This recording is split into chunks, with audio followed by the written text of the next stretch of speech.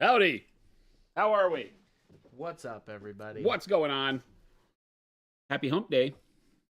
Hump day? Dusty Hobbies, what's going on? Sarcastic Grandpa, what's happening? Hello, hello. How we doing? It is the middle of the week. I can't believe we're already here. It's pretty crazy when you think about it. When you think about it, Christopher, that's pretty crazy. I was adjusting my mic. Adjusting your microphone? Big Bob Ghost Hunter. Hello, everybody. Wednesday's the official day for painting. Is it, though? Orc Pride. How many months? 97. What? Wow. Starting off the stream with a huge number. Orc Pride, thank you so much. What's going on, everybody? Orc Pride, thank you so much. What is happening? How's the day going? How's the week starting off? What craziness are you into? Are we on the downhill slide to the weekend yet? Feel like we're peaking? We're peaking. Can't get any better than this, Chris.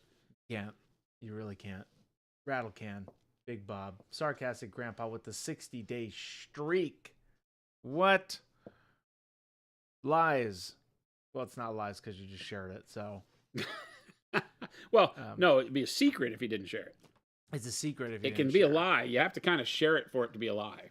If you internalize the lie. That's true. I don't know if that, you could be lying to yourself inside. Chris peaked in high school, says Little Billy. You know what? I might have. I'm on the downward slope. Damn. I'm in the home stretch. I feel like Chris has got his best years ahead of him. I don't think so. I think I'm done. You're done? I think the Chris show is canceled. Really? I think I'm done. How did that happen? I think this couple more years and then I'm out. Chat. That's pretty much it, chat. Boom, welcome in. Yeah, you're right, Little Billy. Hey, you know what? I appreciate the energy. Chat. Lumberjack, welcome in. Chat. Can we get some hearts and hugs Hearts and hugs. for Christopher? I don't need them. Take them Some back. thoughts and prayers for Christopher. Is stream quiet for anyone else for me? What are you talking about? Turn your volume up. Yeah, my volumes have not changed. Take your fingers out of your ears. Unless I'm in another dimension. Doghouse says, hey, I should be working, but I'm painting Gundam instead. Do you work from home? This is why I don't let anybody work from home at Monument Hobbies. Because I know they build Gundam instead. Build Gundam instead? Yeah, freaking untrustworthy bastages, all of you. Do you kick the air compressor on? You want me to kick it? I would like for you to turn the air compressor on in the most efficient manner possible. Yeah. he just said, hiya. Hey, Tax Frost. Yeah. 3 months of sub. Thank you so much. What's going on, everybody? What a great day. Good day. Good day to you, TK421. All right, here we are. I've never really paid attention that TK421's name is spelled TK. Like T-K. TK. Yeah. It's TK421. Do you copy? But it's not. It's just because that's the joke. Right? Just because that's the joke. We're on the same page here, right? I hope I'm not being silly. No. You nailed it. It's I hear you talk. I hear you say it more than I look at the screen to read it. Oh yeah. And as you're saying it, I get it. Oh, it's and then I looked up and I 421. didn't put two and two together. I was like, TK. TK. What the heck is a TK? TK. Beautiful chat member. Bud California Air rules. That is the name of the brand of the compressor that we're using. California Air. I believe it is. I'm not going crazy, am I? You are always going crazy, and you are also correct. You want to zoom in? I want to zoom out. How about that? You can zoom out even further if that's what you like, I'm gonna zoom Christopher. out. I give you the zooming ability out. to rule the day No, how you of feel course. the day needs to be ruled. How about that? Zooming in. Here we go. Zoomed in. What are you doing, Jason? I'm pressing the button. You're pressing the button. Yeah. You're picking up from where we left off yesterday. Yeah. I've done some bright yellow ochre. And we'll be using the bright yellow ochre to smooth out a lot of the blends in the mid-tone yellows that we have here. So that's what I'm doing now.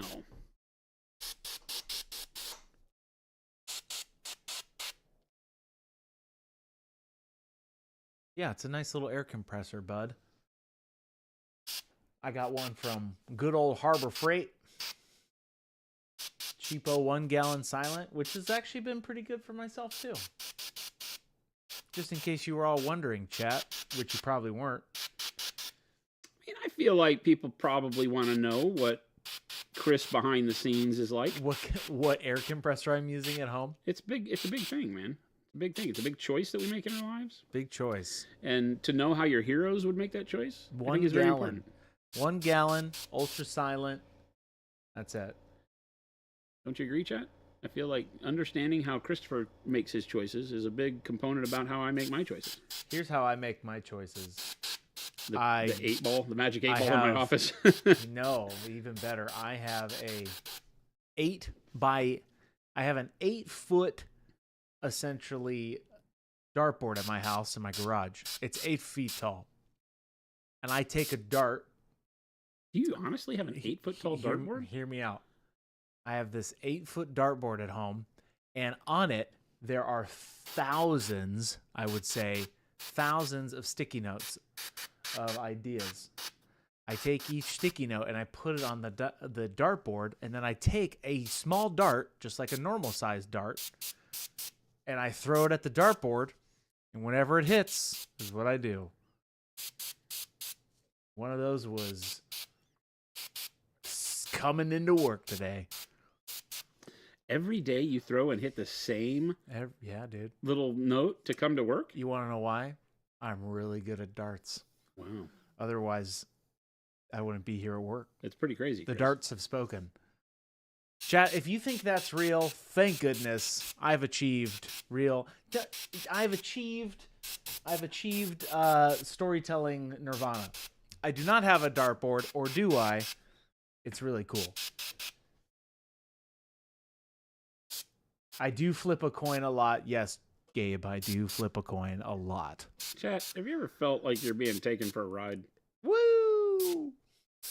TK421, do you copy? Chris, do you also run red string along the dartboard? You know, the dartboard of all the detective shows.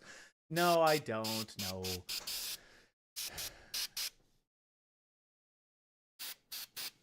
No, I was supposed to watch your last night's video as you taught something I wanted to know. Hey, go check out the VOD. It's up on YouTube. If you all missed anything from stream yesterday, they go live right after we're done with the show. That happened. Yes, Gabe's correct. I do flip a coin quite often. I do make big decisions based off a coin flip. And when I mean big decisions, I don't mean like actual decisions that alter my life's course. I have a mind enough to make those decisions, but the coin does come in handy. So what did you mean by big decisions? Who knows, man? Like coming into work. That's a big decision? No, that's what the dartboard's for. I'm so confused. Just Chad, I have no idea what's going on here today. Chris seemed to be okay before the stream. No. For some reason, now that the stream is kicked on, I feel like we've lost Chris. That's right. I have a giant knot in the back of my shoulder, chat, and it is throbbing. Do you really? I have no idea why. Sleep wrong? Yeah, it is painful. So I've been rubbing it all day and trying to make it work. Is lunch a big decision, Panic Bomb? Not for me. When I'm hungry, I'll eat. When I'm not, I won't. He usually doesn't eat. I don't. Not Getting this man lunch. to eat lunch is like pulling teeth. Pulling teeth, literally. He just doesn't do it. Doesn't do it. Gosu, hey, how you doing? Welcome in. Gabe can attest to the fact that the times we've asked Christopher to like join us for dinner, and he's like, nope, maybe later. Maybe Dinner? another time. Dinner's different than lunch for Chris.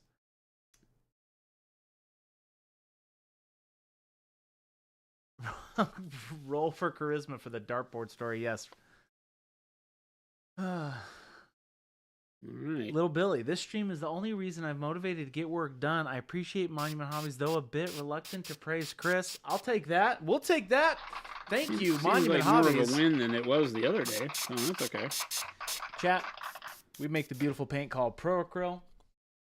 If you haven't heard, if you're just now tuning in, welcome. We are painting up Sanguinius, Sandwichius, Sam Squinius. Nanglilius, whatever your flavor is. He's this guy. We're painting him up. Today we're doing some airbrushing. Yesterday we did some airbrush blending of some shadows and some highlights. Just continuing that on right now. That's right. The gold's really popping. Yeah. I don't know where that came from. That's what I just did. Remind the viewer. The one? Remind the viewer, aka myself. The one viewer. What was that? Chat. It's the pit of doom. What happened? It's your air. I thought something happened over there. No, I'm just upset that I see that. I'm upset that I'm seeing this. I try to do that a little bit, Chad. I'm here for you. I'm trying to entertain the people. I'm trying to keep. You see what I have to put up with, chat? This guy. Every famous person needs a famous monkey sidekick. That's this what guy we're doing right now. This guy. Monument Gabe. Sorry, I don't read Gabe.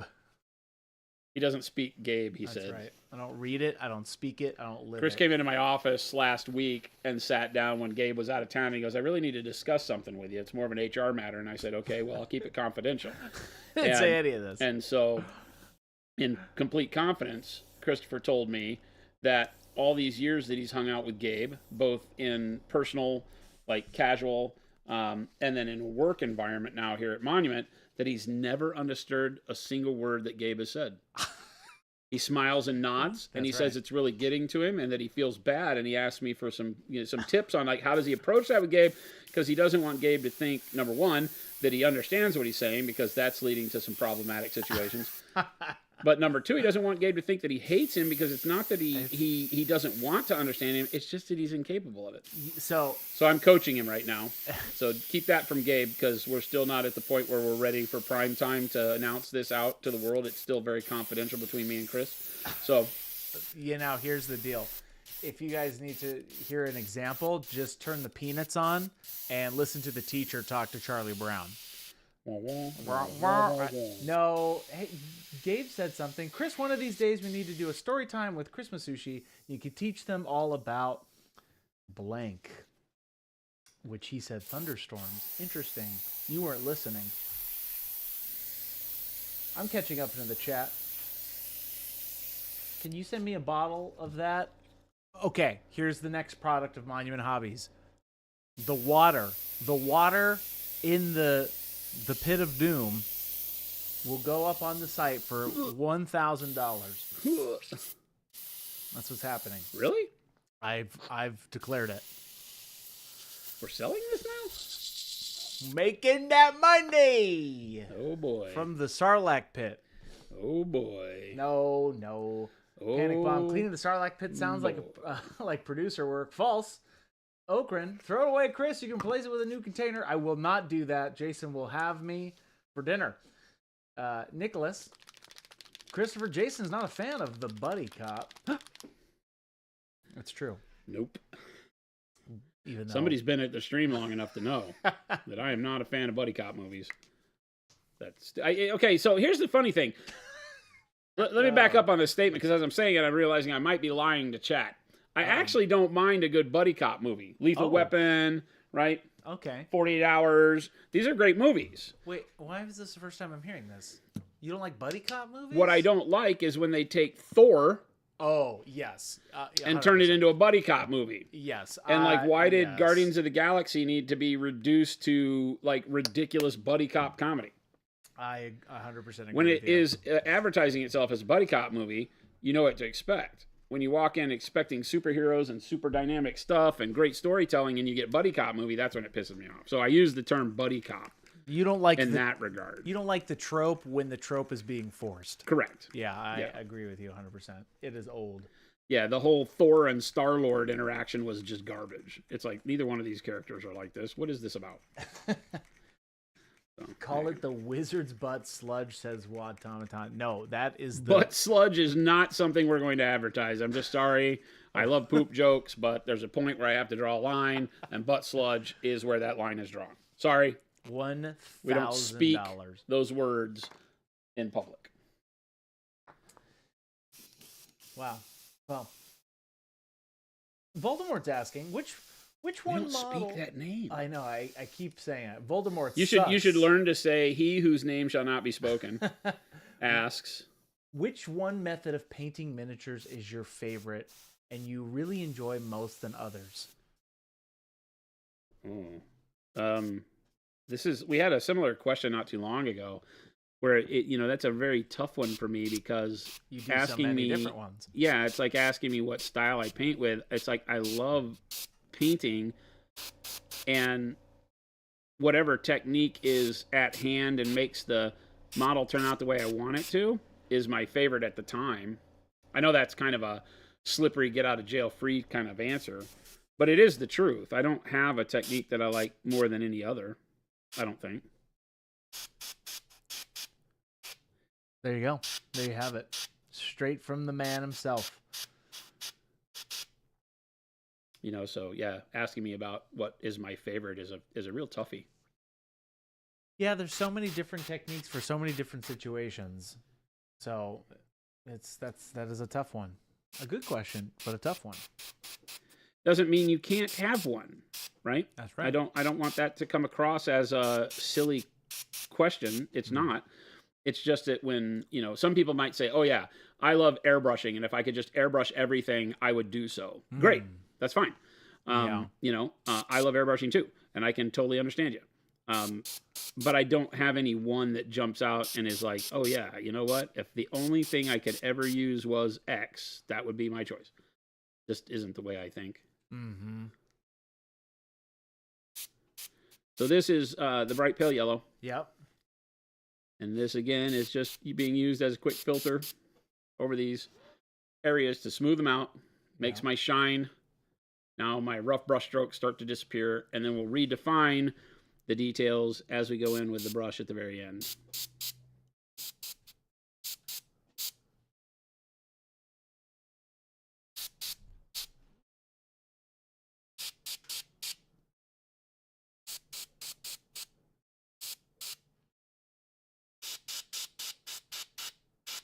And just kind of pulsing the paint, not a whole lot of paint at any given time. Okay, Papa Chicken going off that question. I get that each painting technique and method is a tool in the toolbox, but we also know that a mechanic is most likely to reach for that 3/8 ratchet for most of their work. Do you have something like that in your workup? Because that's kind of the same question it's kind of the same question, but... Well, I get it. I mean, like, if I'm given an opportunity, is there a technique that I would gravitate to first? Right, in my painting? Mm-hmm. And it's a fair question, right? It makes sense that you would have something that you're the most comfortable with, that you kind of move towards in most situations. I just don't... Let me think about it. Yeah. I don't know that I have anything like that really stands out as being a must-have or a thing that I'm like, oh yeah, this is where I put all my time and effort. It's not how I think. I kind of look at, and the tool analogy is very good, right? We use it a lot here. Yeah. And the fact of the matter is that, like, with tools in my garage, do I find myself reaching for a particular thing? Well, yeah. How often do you reach for that one thing? I like to have the right tools. And I do the same thing like when I'm painting. I look at the job at hand and what do I need to cut this with? I have like a chop saw and a table saw. What's the right thing for right now? Yeah. Right? Not what's the one I like the most. I'm not going to try to make a bunch of hard angle cuts on the table saw if I have my chop saw, right? Mm-hmm. Or my miter saw, my, electric miter saw, or anything like that. So again, it's like, what is the right tool for the thing I'm trying to accomplish? And that's kind of where I sit on that whole deal. Look at that. You want to pop in like a super zoom? You can kind of see how our gold has smoothed itself way out. Yeah. With these last couple of passes. Mortal Gold, that was kind of a similar question. How do you handle difficult textures like metal, leather, or fabric? Do you have a favorite technique? Jason always, or I was going to say always, but 99% of the time is doing non-metallic metal, right? Well, now that kind of a question, I think, is something where I can say, like, for particular materials, I would have a different stance on it. For fabric, I use a little bit looser of a hatching kind of a brush stroke, because I would like the kind of worn, threadbare look if I'm doing that. But there's times where I'll do stippling. So there are things that I'll reach for when doing, metal. I tend to do non-metallic. I don't like to use metallic paints as often. Although we just did a really cool workup the other day on a model that I'm like in love with. I need to paint some models that way. So there's a time and a place for everything, but I think I gravitate towards like non-metallic metal as a style of painting for painting anything that's like reflective surface material. I'll do that first. So that's a thing that I can answer like that. But as an overriding paint style question, I don't think I have a good answer, other than stuff like that, Purple shadows. It's like, what are you best known for? Purple shadows. Putting purple on everything. I would say if you without had you knowing to, I did it. I would say that's definitely up there for you as the dark purple shadows. Well, or just, off color shadows, Yeah. I tend to do a lot of underpainting. So I like to do that. Even this non-metallic is kind of done that way. So there are things that I do that you probably notice are repeated and repeatable in my work. So I would have to, recognize those. I would also say, here, I've got another one for you. I've got a technique. It's called putting paint on the model, chat. Yes, my first inkling was that when that question was asked, is I was like, whatever technique gets it done. The thing, as right? silly as that sounds, I think that's the best technique. It is whatever though, gets right? you. And sat that's kind of how we down. talk about it a lot of times too. Is that you paint quick when you need to get the models done quick, so you need to change the mentality of what you're doing. Yeah. 100%. Yeah, but I get it. And especially for newer painters, being able to have something that gives them kind of a beacon that they can latch onto, something that they can gravitate towards as a spot to find their comfort zone first, I think is great. So, the newer you are to the hobby, don't feel reluctant to go in and find a style, whether it's dry brushing or airbrushing or whatever, that you latch onto and feel like that's where I start. Like maybe I do, a lot of dry brush and wash. Great. Find your comfort zone, find something that you really like to do that turns and, gets the model looking really good and build from there. More to goal. No sorries needed. I just joined, didn't know that someone asked. Very similar. So this is a very similar question. We get this one quite a bit. This is a good clarifier, though, Mortical. I have always wanted to ask you, when you teach someone how to paint, from where do you start? What is the first thing you teach them, and what is the last? Wow. You're never done teaching or learning, and for that matter, so I don't know that there's a last thing. What's the first thing is typically generated from where that person is at on their own journey. I'm going to stop there. If I add any more, I'm going to get carried away. I think it's like, where are you at on your journey? A lot of people in my past have come to me and said, hey, I'd like to learn X. So the student will drive it a lot. I've never been in a position, I don't think, let me think. I've never really been in a position other than at like paint and takes where we have like a kid that is their first time touching a brush that comes up and says that's an empty cup and ready to be filled. And then of course I start with basics like, okay, we're going to put a base coat of color down, and then it's really like a 3-dimensional color book. Look at the boots. What color do you want the boots? Put a color on there and that. And so there's that basic fundamental empty cup starting point, and that's the fundamentals that we start from. When it's somebody that's already been painting miniatures and they just want to get better, then a lot of times it's me asking a bunch of questions. Where do you feel like you're stumbling in your painting? Where do you feel like you're not finding the results that you really want? And a lot of people go to blending, right? I can't blend to save my life. I want to learn to glaze. I'm really at a point where I would need to make non-metallic metal make sense to me. They'll have an answer of what frustrates them. And a lot of times it's the frustration of not getting it. So I just need a light bulb to go off. And so I'll start talking in terms of that specific technique or thing they're trying to achieve, and try to find the path that leads them to that light bulb going off. So I would say that's kind of it. First thing I try to teach from a general standpoint, brush control, paint consistency, right? Things that everyone needs to know. There are some fundamental layers of being a painter that you just need to take a look at and say, I need to have brush control. I need to be able to understand what weight of hand means, the pressure I'm applying with the brush, and what effect that has from a scientific standpoint, because there's a science behind all of this, physics, geometry, all that, that is going to have a play that you just can't beat, right? You're not going to overcome the science of it. If you smack the brush really hard on the model, you're never going to get smooth blends, no matter what you do, no matter what technique I teach you. There's some fundamental things that you have to understand that lead you to some of the problems you may be facing, so on and so forth. But beyond that, it's a lawless world painting. It's like controlling chaos. So then it just is, okay, what do you want it to look like? I've had students show me samples of other people's work that they're like, I'm really trying to achieve this. And I'll help them work towards that goal. You know, like, okay, let's understand what was happening first here. How did this person get it? It's what I do here on the stream all the time, right? We're doing a very good job of that right now with the non-metallic, showing you how to blend colors with an airbrush, right? Because a lot of people look and say, there's no way I could blend all that and get it like that. And I'm like, well, have you ever thought about using the airbrush to do your blends? That way you don't have to worry about what your hand does. You can just worry about consistency of paint pulling it off from you, and the light bulb goes off and they're like, what? It's like, yeah, there's a great blending tool right in your hand called an airbrush. I mean, you have to have a different kind of control and confidence with an airbrush to make it work, but it's a lot different than blending with a brush. It does the blending part a lot easier. You just have to understand the mechanical part that doesn't exist with the brush, or to such a level with the brush. So yeah, that's a good question, right? Because it's going to be different for every student the way I teach, because I don't really teach in like an open classroom format other than this live stream. And even here, we kind of tailor to specific questions that viewers might have. Yeah. And you'll hear, if you stick around here, you'll see that a lot of what I do is ask questions first. Somebody come in and say, hey, I'm having a hard time painting bone. Can you help me out? What colors would you use?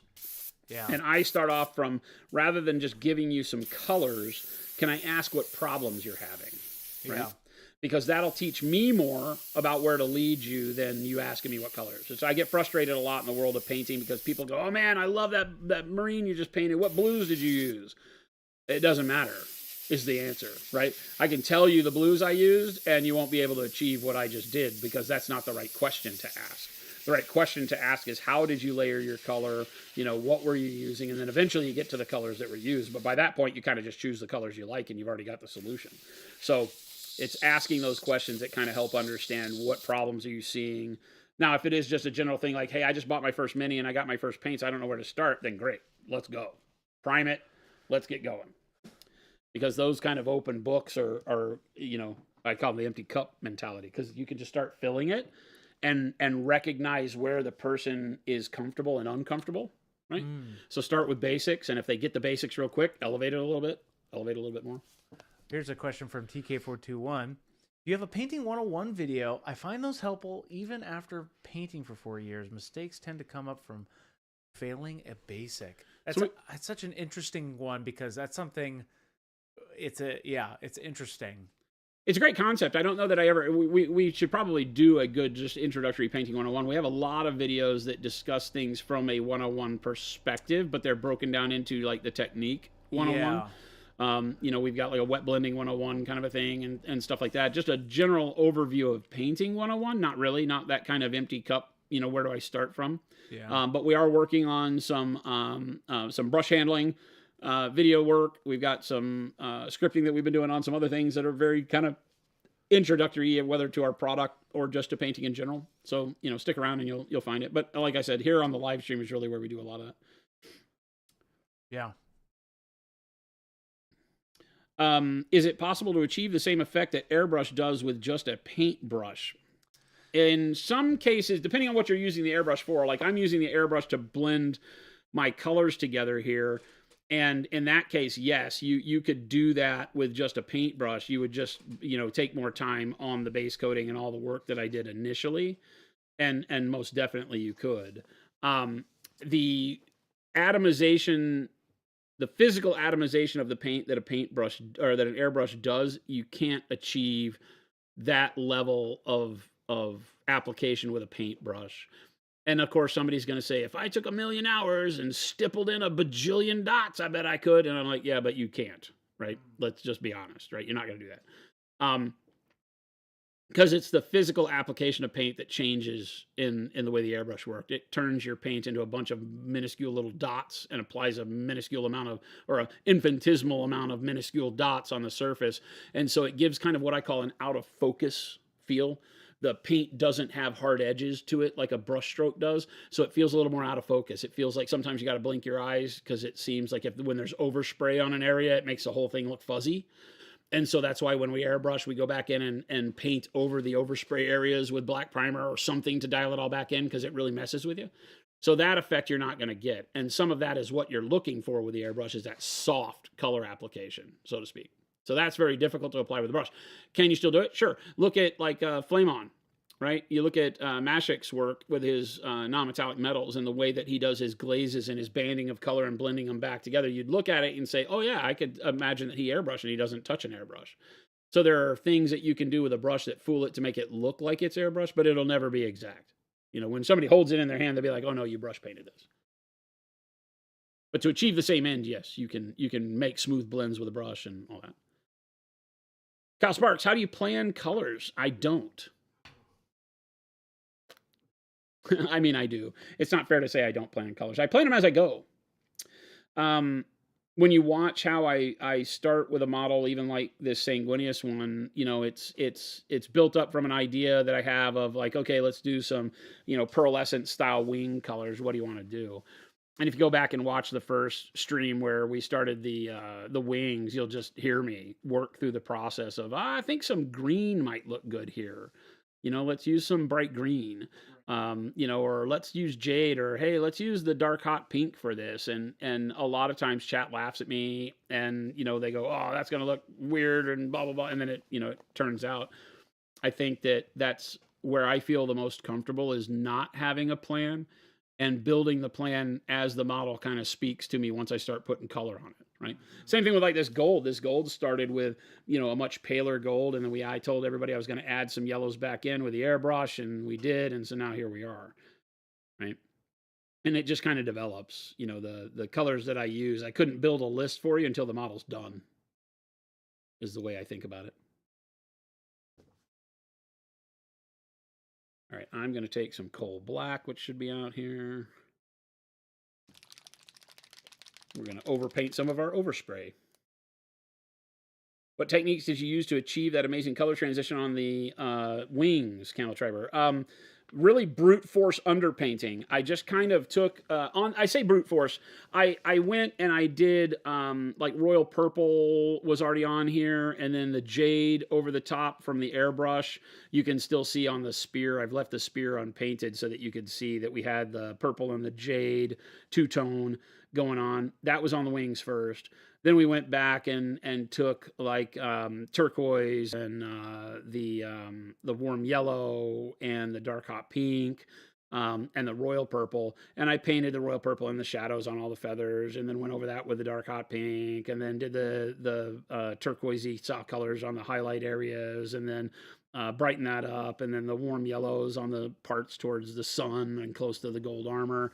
And then we went over it with the transparent white, over everything with transparent white, to get the wings to move towards that. Now, they're still kind of a baby, almost like blown out, overexposed blue, sky blue right now.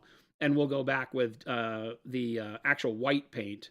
But I'm waiting to have like final highlights on the non-metallic armor before I really do that.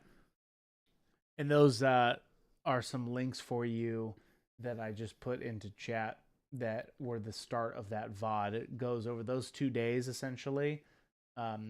Actually 3, February 18th, 19th, and 20th in our VODs really go into depth on the wings, which at some point will be a tutorial. But if you really want to see the whole picture of how those are achieved without any cuts, watch those 3 VODs when you got a moment, because there's a lot of good stuff in there, especially when it comes to the wings. Well, and those are 2 really good questions to fall one right into the other, because my color choices just kind of evolved as we painted the wings too. There wasn't a big plan other than I wanted the wings to be pearlescent white at the end. Wasn't like any harsh rhyme or reason. It just was feeling it. Yeah, it's very rare that you'll see me start out and say, here are the colors we're going to use today, kiddos. Papa Chicken asks, out of curiosity, is Rogue Hobbies expansion beating all the other artist sets for sales? Louise's colors are just all fire. Or all just fire. I don't mind saying that Louise's has been the biggest overall seller for the time it's been released. Mm-hmm.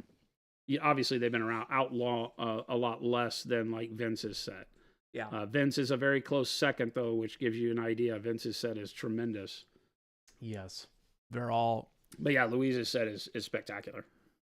I knew when she sent me like her color ideas, and when I started tossing colors back at her, we go through this iterative process, and I was like, oh yeah, this is going to be great. You know. Mortigal, is it true that after you prime a miniature, you have to wait 24 hours to start painting on it? Nope. No. If you need the proof, watch that same video. On February 18th, Jason asked me to prime this model black, and I did, and there was about 5 minutes. Yes, we are in Arizona, but I would say no. Yeah, we don't. The real rule as a conscientious manufacturer, the real rule of thumb is to let your prime coat cure for a couple hours, so that it really gets a good grab on the model, because its intent is to allow the rest of the paint to really stick better. So the longer you can let it cure, the better it does its job. That is always going to be true. Okay. That being said, I tend to, because of the timing issues around here, where usually like last minute priming, like Chris said, hey, go prime that model so we can paint it on stream in 10 minutes. And so the model gets primed, and the primer is still, wet and drying as I pick it up and start putting the base coat on it. Yeah. So, you can work around it in a pinch, but understand that most of the models you see me paint don't get used for like gaming. So I'm not, trying to handle them immediately. I'm not trying to push them around a table that same night. So just understand what you're asking the model to do and be careful like that. If you're painting an army that's going to sit in primer for a little while, then definitely let the primer dry before you do anything to it.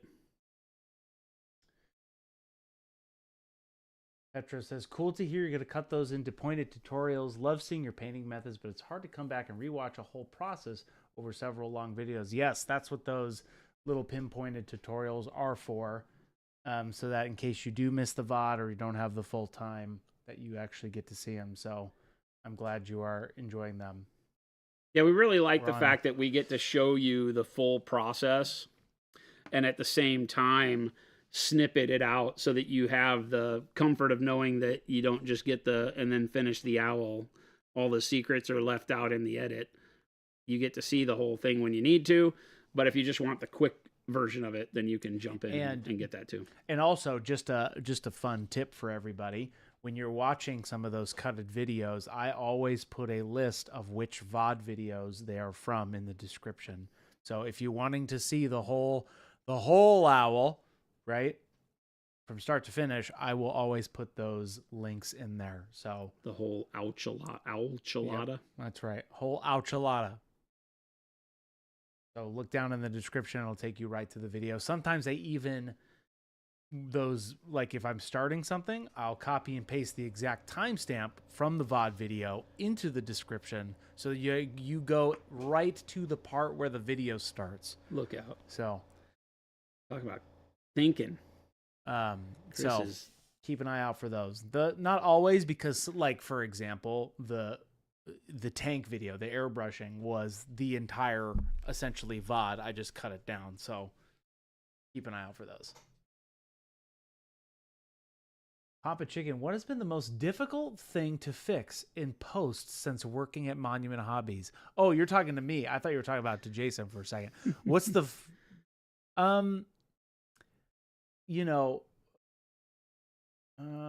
the most difficult thing to fix in post? I don't really have that problem, as silly as that is, because we don't ever have a problem of content. It's not about what gets fixed in post. It's about what we choose to keep. Because we're like, oh my gosh, this is all great. Oh, it's the VOD. So that's but we can't always expect people to watch the VOD. So I guess the hardest part sometimes is cutting things out, right? Because we don't want to cut things out because that's a big thing that we don't like, right? We want to have people see the process.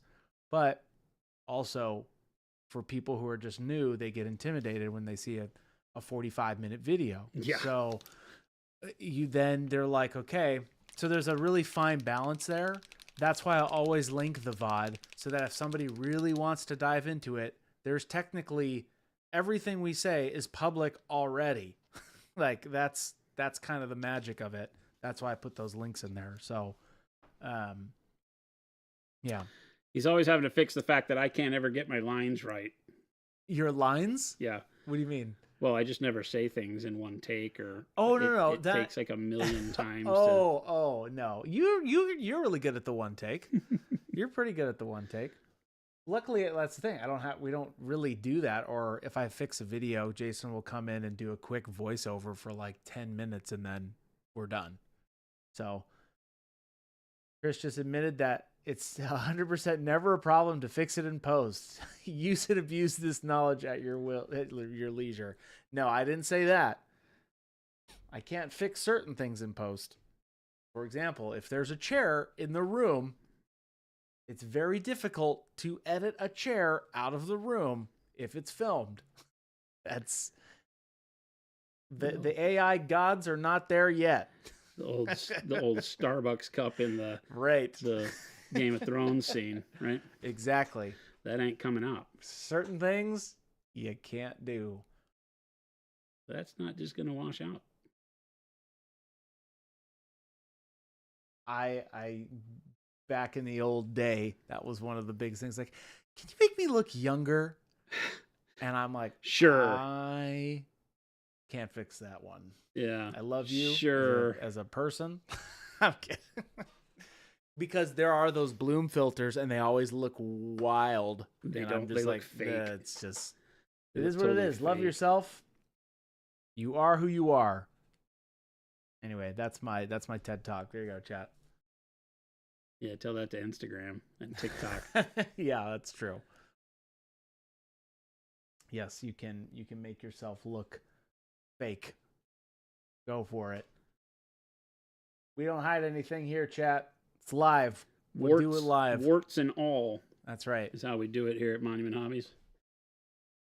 Yeah, so those are some tips for you all as you're watching some of those clips. We have some good clips coming out over the next course of the next week or so. We're going to kind of release them in stages so we don't bombard you with many. But we have some good clips coming out. So stay tuned for those. Some really good ones. I think he's probably waiting on me to look at them. Well, then, no, not necessarily, because you've already done them. I watched one. They're already live, technically, right? I got to look at the edits, though. That's true. That's right. I always got to review the edits. And that's the other thing, Chad. I got to make sure you make me look good. You paint me in the right light, Chris. That's right. And I just like, when you're compiling this kind of stuff, it's always good to have second eyeballs on it, just because I'm so lost in the edit sometimes that you're like, hey, why is this a thing? It's like, oh, thank you. Sometimes Chris says such profound things that I second guess insulting him. Little Billy, gotta stay grounded. That's right. I love that all over my Instagram and YouTube feeds are these videos that people try to tell you are real and they're AI. Oh my gosh, there's so many of them right now. That's not real. And you look through I don't type anything. I don't get involved in all that. But I'll look at the comments and people will be like, yeah, it's too bad this isn't real, blah, blah, blah, blah, blah. And people are like, of course it's real. Look at that. And it's like, no, let me show you why. And I'm like, dude, this is a conversation you're never going to win. Oh my gosh, there's so many fake ones. There's a lot of time before that catches up to anything that looks it's just such Especially a like the big human ones. It's just such a big topic right now. It's like, oh my gosh, look how real this AI looks. And you're like, man, it doesn't though. It doesn't. And trust me, I do my research because I want to see what it's capable of. Sure. It's just not. Call me in 25 years. If it can make me look better, thank goodness. AI doesn't know how things move in a three-dimensional space. Right. So everybody's got like this weird drop foot motion that goes along with it. Oh, yes. It's it's really silly. The big thing right now is like the reskinning of videos. That makes sense, right? You can do that with a boatload of work, and now you can just do it a click of a button. But yeah. I know that can't fool me, Jason. I know that Chris is AI. No real human would be that insufferable. Oh, good point. Iterator, when six-fingered Jason starts painting models, we know AI has taken over Monument. That's hilarious. Yeah, there is that too. That's pretty funny. Little Billy, why else is there no Chris Cam? Oh, little do you know, there is a Chris Cam. Well, I just never turn it on. Chris is the GPT, the Monument GPT. That is correct. It is a large language model. A large language model? Yeah. Chris it's a custom GPT. Chris is the custom large language model cool. that we had made for Monument. That is okay. The other day, he was actually trying to find an AI to write some of our ad copy, and they realized they were both AIs, and they just started talking in binary. Hey, hello, everybody. Wait a minute. That's a great movie. AI meets AI. There you go. There's an algorithm for you, chat. Algorithm this. Algorithm this.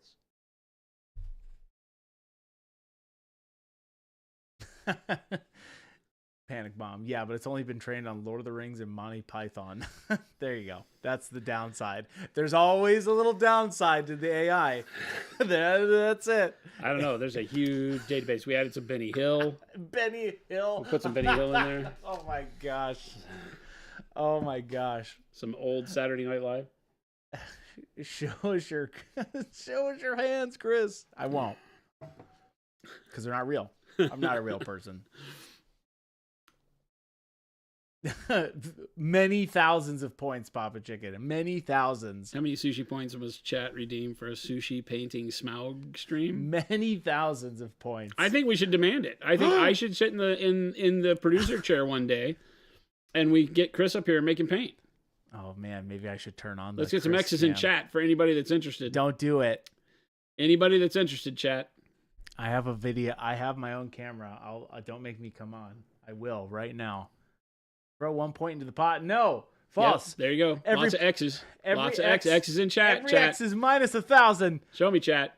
There you go. So very game. Yep, there you go. Oh my goodness. Triple X's, quadruple X's, quintuple X's, single big thick X's. Wow. Single. Little Billy says, "Do it, coward." Oh my. Maybe one of these days. 10 out of 10 from Houdini.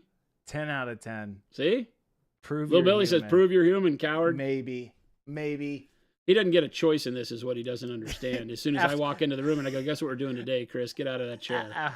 I'm just going to press random buttons all day while you sit there and paint stuff. It's going to be amazing. No, this will be good. Jason, it'll be a good test because I'm confident that Jason, if he comes over here to this side of the booth, that you will be able to run this ship like nothing else because I have a guide for you.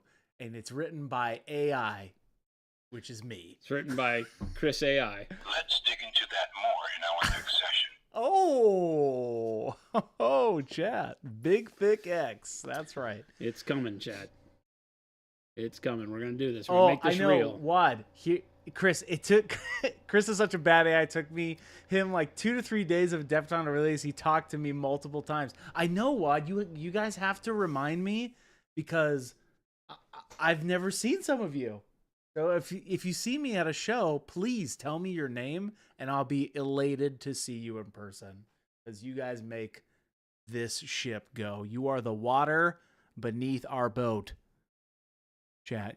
No, it's the wind beneath our sails, but I like the water analogy better. You are the water that flows underneath our Paddles. paddles. You we're are one the of those water we boats. smack with our paddles, chat. That's right. We're in a little rowboat, and you are the storm beneath our massive, our little rowboat. It's a family channel, Chris. It's a family channel. I don't Need know you where to we're remember. going with that. Family Yes, channel. always remind me. This is a family channel. I know, Wad. That's what it took me a second, and then I realized, oh my gosh, these are people I talk to every. You are the water we single- spank with our paddle. There it is. You want to spank me with the... Okay, well, let's back up, everybody. You want to spank me with a paddle? No, I don't. Let's get back to center. Let's bring it back into the room. Oh, chat. It's a part of the landscape. Welcome back. Chat. Today we're painting Sanguinius, the Sanguinius. Spamguinius. He is the Primarch of lunch, Mr. Sandwichius. And if you're just now tuning in, welcome. Where have you been? We have been on a journey today. That's for sure. Cat thinks they'll have me paint. Oh, you'll paint. You'll dance. I won't. Dance, I will. monkey dance. One of these. The problem is that there is no problem. You know what? I take it all back. There's no problems here. I'm just a stream of consciousness, chat. This is one of the biggest problems with Christopher. Is it a problem? He's like a wind-up toy. Is it a problem? You or wind him up, is and that he just what goes. makes me me? I ask him all the time. Yesterday at dinner, I asked him, like, Chris, why are you this way? That's a great question. And that's exactly what he says all the time. That's a great question. Where is Liz when we need her? No, Gandalf. No. Butter scraped. A little bit of red transparent on the gold around the leg, where I've got red reflective. We're painting, Jet. Whiteboard ideal. April Fool's stream. Poppy paints by walking in the paint, then on the paper. Nice. Kind of like the penguins do at the zoo. Papa Chicken, you got some points for that one. Congratulations. That's a great idea. Let's put Poppy. Poppy will walk through a little paint. And we'll donate it to charity. Whatever charity will take it. Not the money, the painting. Here you go. Here's a painting. You want to pop in a little bit on that zoom? Heck yeah, brother. There you So go. I'm doing a little bit of transparent red, like right up here where the reflection of the Ooh. tab will go in, a little bit down here off the leg, a little bit on this side of the thigh. Right. I could do a little bit because of the proximity of it to the calf muscle here, depending. This is where, when doing these types of environmental reflections, you get to determine, like, okay, well, how far would this red reflect back in? Like, if it's going to hit there, then it's also going to hit, like, right here. Right? So we can bring a little bit into that. If it's going to do that, then maybe a little bit right in here, too. Super duper John, I'm sad to say I'm no longer able to make it to Adepticon. Oh no! I was super excited for Jason's class and tried to make you guys let me volunteer at your booth. I'm so sorry, Super duper. What? What happened? Work got you. Ah, Oh, no. I'm sorry. I'm sorry that happened. That's a drag. Super duper John, you are here in spirit with us every single day. We the people. We are painting these models with Jason. We the people. I like that I exhaust my friends every once in a while. Keeps them sane. So right before stream, Oh boy, here we go. right before stream, I gave Chris the fortune cookie Oh yeah, it's on the floor. fortune of a lifetime, and he threw it away. No, I'll find it. 1 second, chat. Hold. Okay. What's right? It said, "Oh, you disconnected the monitor there for a second." I did. Well, the monitor went black. Oh no! It's just oh no! We're driving blind. Is it still? No, it's good now. Oh, that's odd. I didn't even touch it. Be kind. Be the kind of friend you'd be proud to have. That's what it said. It said, be the kind of friend you'd be proud to have. He threw it on the floor because he knows he can't live up to that expectation. Little Billy, going to what Little Billy said, I would like to do that. Still waiting for the Chris Mix All the Paint-a-thon. Yes, I would still like to do that. I feel like people would get bored after the 30 minutes and then would just be here for Tolkien talk. But no, I'll make it entertaining. Because everything will be a discovery. We're going on an adventure. I see what you did there. Dun da da. I could show this to chat right now if I wanted to. Dun da da Jason, da. but they won't believe me that I have my own camera. But you should do it. It's right here, chat. That's Christopher. Say hi, Chris. Show him your 6 fingers. Be the kind of people. The kind of friend you'd be proud to have. Ha, you guys can't see my eyes because I'm not real. Ha! And I'm gone just like that. Oh, well. Does he have one or not? In You'd be proud to have in bed. Oh, you people. That's right. There is one. Oh, you guys can't handle it. Flip the script, Jason. No, the script is right here, and it says, be the kind of friend you'd be proud to have. That's the script. I just read it aloud. I'll put in my, this is it for me. I'm fired for sure after this one today, chat. Fired for sure. I'll see myself to the door. Back to bright pale yellow. Remember those last 3 days we painted bright pale yellow day after day after day? It's starting again. We're back. We're back. Hey, speaking of we're back, welcome in, everybody. Little Bitty says, what's wrong with your thumbs? They're backwards. Yeah, they're backwards. The AI hasn't figured out geometry and physics yet. That's right. You all can see. Yeah, there is a Chris Cam. Or is there? That was all fake. That was all generated. I won't do it again. You only get one of those. It's pretty high tech if it can just like generate you with a fortune. That's right. Thing in your hand. AI's coming for me. Without any scripting. AI's coming for my job, chat. Coming for me. Okay, so now we go back and we find our edges again. This time I can't be as haphazard about it as I was last time because we have smooth blends from the airbrush. So I got to keep all this alive on the model. But this is what's going to change us from the kind of loose, out of focus look that we have right now into a more specific shine and abrupt contrast that sells the metal.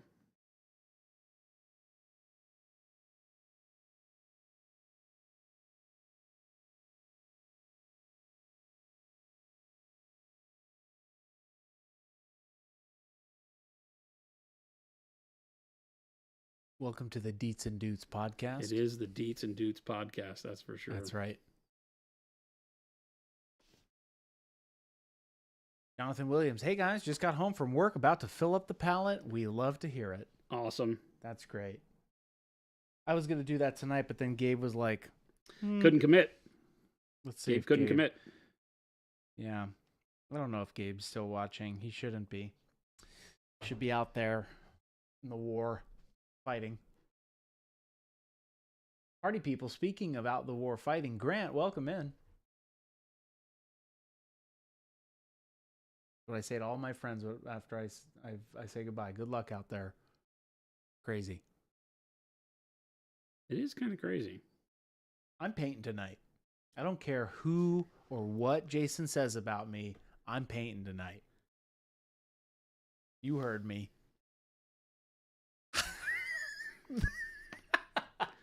It's beyond my scope of being able to influence it anymore. I don't even know what's going on. This guy. I don't care who or what Jason has said. I am painting tonight. I'm still curious about the who I said about you I know. part of it. It's one of my favorite things, people. I don't care what they say about you, but I like you. I say that to you all the time. I know. Chris, I take back all that stuff I said about you. Oh, man. Well, except that one thing. Oh, there it is. You don't care who Jason has said? That's right, Papa Chicken. Keep it secret, keep it safe. That's right. You only get one One of those. Grant, hope you're doing well over there. He was just over here. You were? Well, this morning? Yeah. But then, did he go back? Right up to lunch. Right up to lunch. Comes and hangs out over here so he can skirt doing his job. Yeah, Grant. Slacker. Yeah. That's me like pointing at you, Grant. Yeah.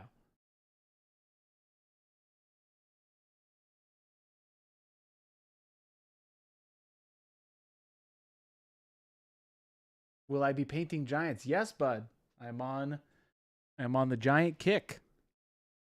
I've got 5 more to go. Technically. But one's done. The scheme is done. The template has been set. Now it's just a slow burn. And I'm really enjoying it. Nice. Really enjoying it. Probably the most enjoyment I've ever had from painting thus far. Nice. Is painting these new giants. Oh, that's awesome. 100%. That's not even being sarcastic whatsoever, Jet. It has been very fun. It's just working, you know? But yesterday, the airbrushing thing, I can do that on another, because I was doing it, that same mix, but with a brush. Now I'm going to try it with the airbrush, with the transparents. Because you were doing the blending yesterday, Yep. and I'm like, I want to try that with the brown that I have. That's like just above one of the gray layers. I'm going to try that. Bud, no, I won't be. I'm going to have to save Smaug now, I guess, for stream.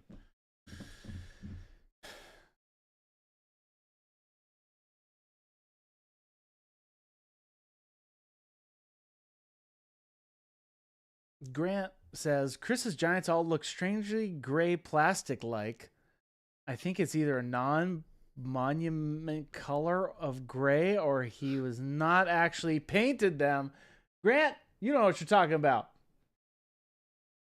Don't look at my great shame. Look at the new ones. Grant, you're pretty correct. Grant over there thinks he's a funny guy. I will not paint Smaug hot pink. I would paint him in the traditional colors. What are traditional Smaug colors? Well, I was thinking about this the other day. Like in the books, you know, his belly is filled with gold pieces, right? That's different from the movies, obviously. But I was thinking about like making his belly filled with like gold, just from sitting on the pile, right? I do like the dark reds, the yellows. But I don't know how I would do that effect on his stomach because the sculpt is not that way. Mm-mm. And I don't want to necessarily do it like that. It's not on the sculpt, so I don't know yet. I haven't. My brain can't even fathom it yet. I'm gonna use burnt red because I like just using burnt red. So That was a good start. I do like burnt red. So he's a red dragon. Yes, Reddish. red-ish. Smaug the Golden, but that was from his belly. Any tips for the best way to dry brush with metallics, says Brando. Do you dry brush metallics over another color? Yeah. Just like you would with any paint, the dry brush, the metallics will get to where they are a little bit thicker quicker because of the mica, the reflective particles in the paint.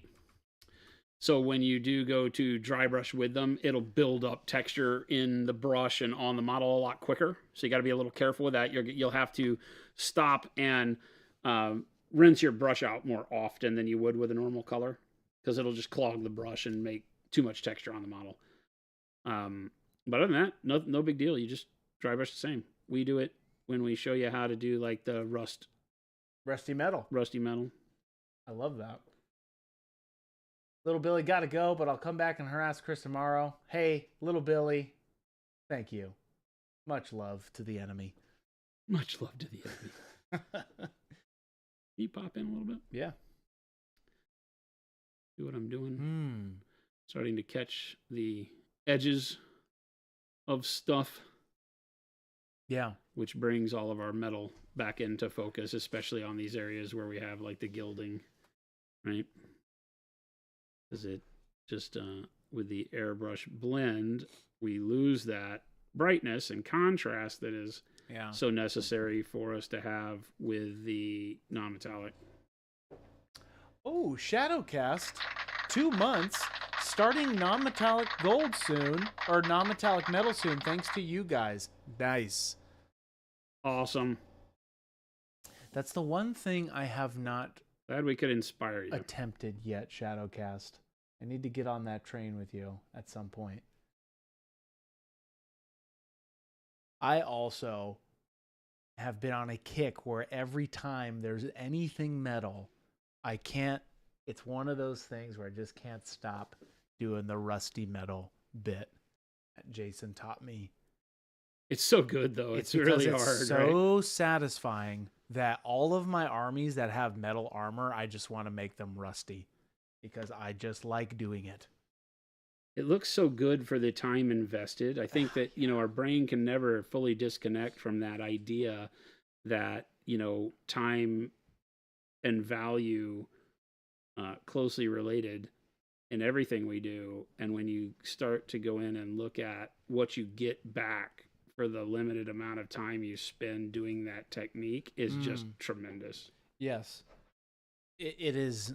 It's like a really cool, just that you don't understand the first three little steps of adding those colors, and then you put that dark silver dry brush on it, and you're just like, ooh, that's nice.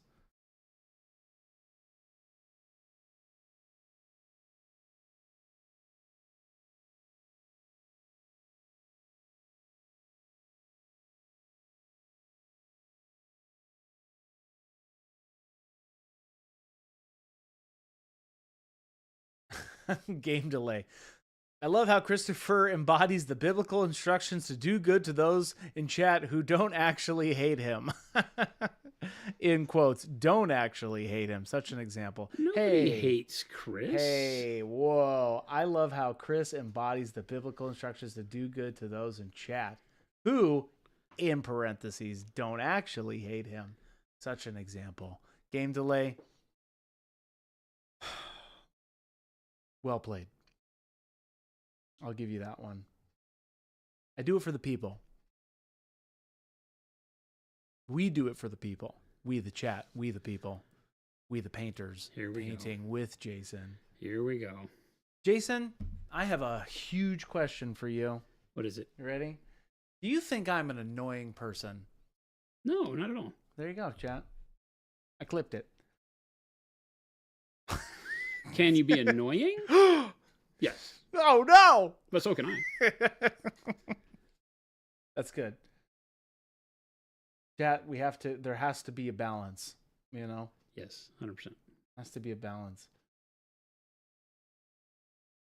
Is there a dedicated, Brando's asking, is there a dedicated video for the rusty metal technique, or is it on the stream? I think there's a dedicated video. I think there is. Let's see. It might be an older one. It's the one where I do the Titanicus Let's see. models, not the troll. No, not the Glotkin, because the Glotkin is Rust and Gnarly Nurgle stuff. No, it's Titanicus. I'm Uh-huh. painting a Reaver Titan for Adeptus Titanicus. I'll have to. It's somewhere. I'll look it up for you. Just type Rusty. Rusty metal. Oh, also, there's a short that we did for it too. Yeah, Jordan did a short. Yeah, which is the same one essentially, because that's the. Oh, here you go.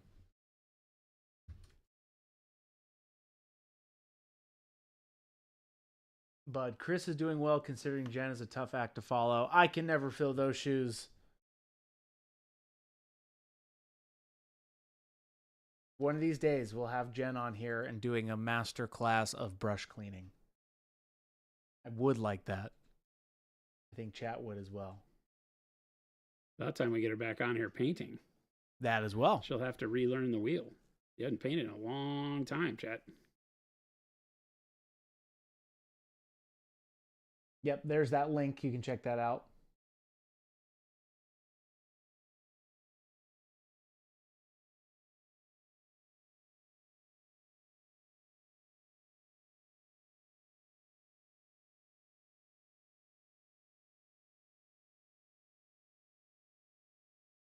Yes, we have fun here, chat.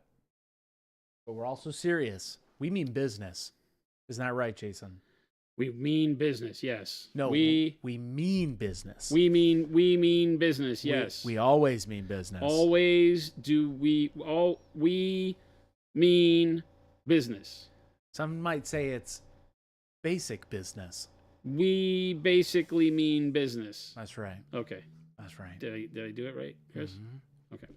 Do I get dinner tonight? Has Chris ever been serious? Actually, absolutely, Papa Chicken. Yeah. I turn it on and I turn it off. About just for 10% you, of every day he's serious. 10%, and that is when I'm on stream. So Okay. just Sorry. imagine the rest of it. I was going to straight face that one for you, chat. Chat.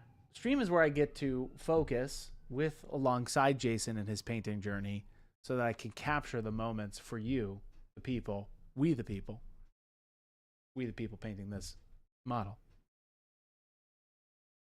We the people painting. Yeah, that's right. We the people. Now, I do get serious because I get focused. So when Chris isn't bouncing off the walls and he gets focused, people are like, oh, what's going on with Chris? It's like, no, I'm just focused. He does get focused. I do get focused.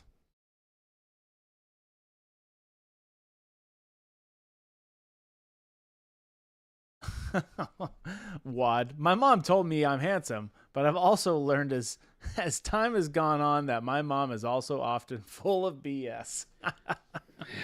Oh, Wad. That's funny. That's comedy. Jason, it's 3:58. There's no way. I'm kidding. It's 3:15, you bastard. As soon as you started that voice, I looked at the clock. As soon as he was like, Jason, and I knew what was coming, I was like, there's no way, dude. Just gotta keep you on your toes. We have done a lot today, though. We have. We've had a lot of good conversation today. Jason's gonna paint Smaug for us live on stream next. It's gonna be awesome. The same Jason that did the DA 100. What? No, not at all. That is not happening. I was too focused driving back from San Diego. Look at us, chat. We're getting non-metallic gold. And it's bright.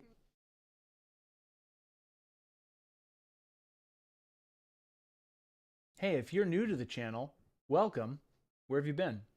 We're so excited to have you and so glad you're here. Speaking of non-metallic gold, if you all haven't watched this video right here, that is a non-metallic gold workup. I just had a little stroke there. You okay with it? So anyway, that's a great video to watch. Mo's Magic says, Jason, before Sushi gets to paint, you should make him down a Mountain Dew and eat a bag of Red Hots just to see what happens for science. I'm down. Red Hots and a bag of a bag of Red Hots and a Mountain Dew could be interesting.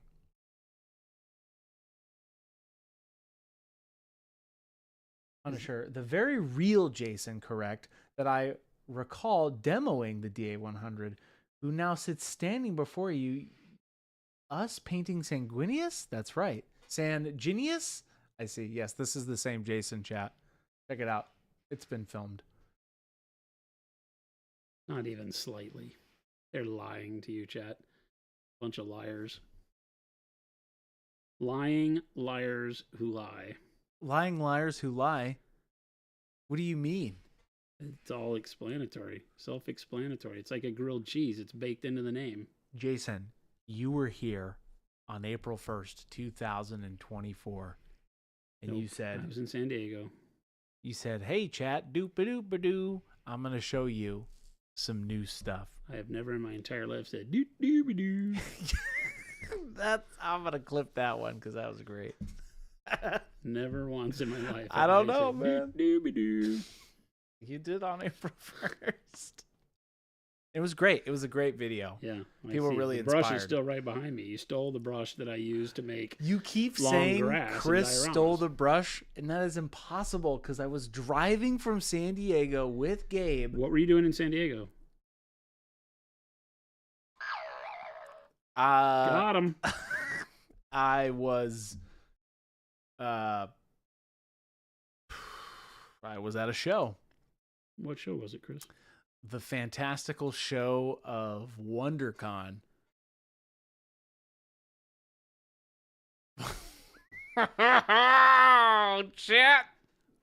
I was driving home from WonderCon. Chat. This man.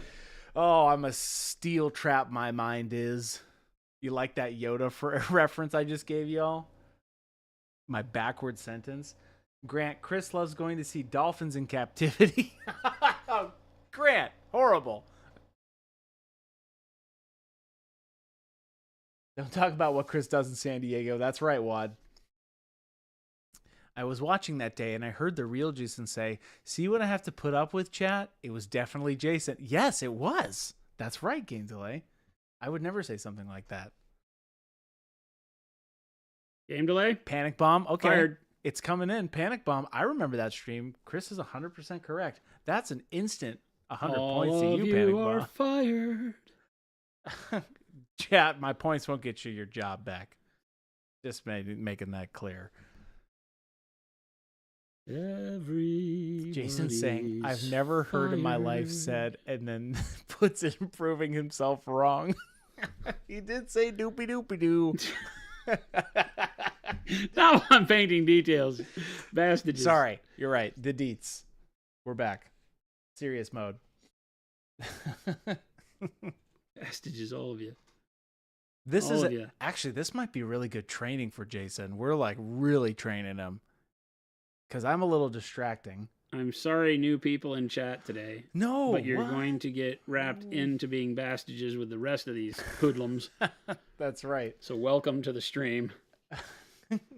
Painting by the Hill. I may not be here often, but why does Chris sound like Carl from Llamas with Hats? I've been asking that forever. I'm confused. Llamas with Hats? What? I don't sound like Carl from Llamas with Hats. Now he's looking it up to see if he sounds like Carl from Wait a Llamas with Hats. minute.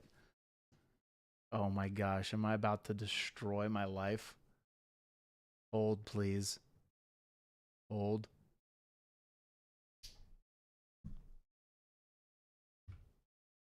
Hold. Because now I'm curious. I better not be. Painting by the Hill. Oh no, I know this guy. Oh no. Ruined equals life. Well, I hope not, chat. Oh, could be the end for me.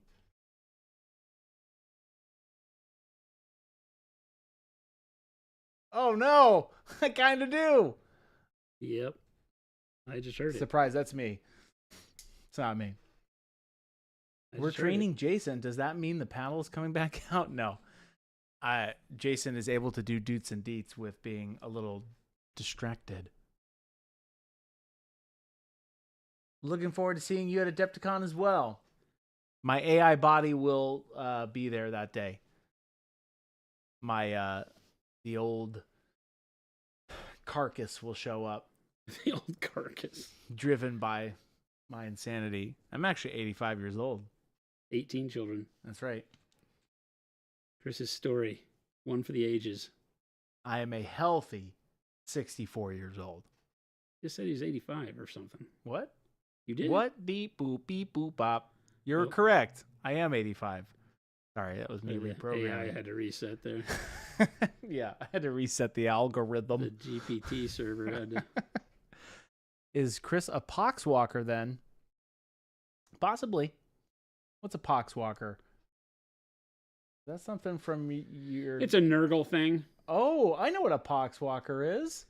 Let's It's see. a Nurgly I'm thing. gonna just Google that one. Oh, yes. Oh, I'm not that. I bathe. I bathe.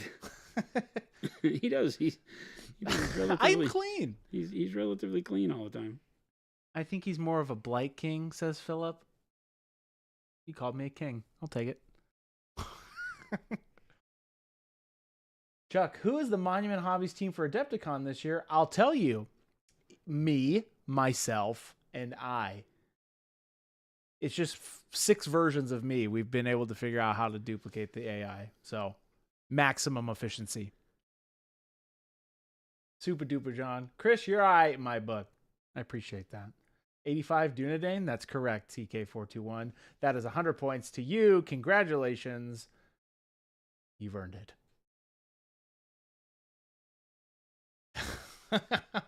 Panic Bomb. Chris is definitely the sloppity bile piper. That's hilarious because that model is silly, and I like it.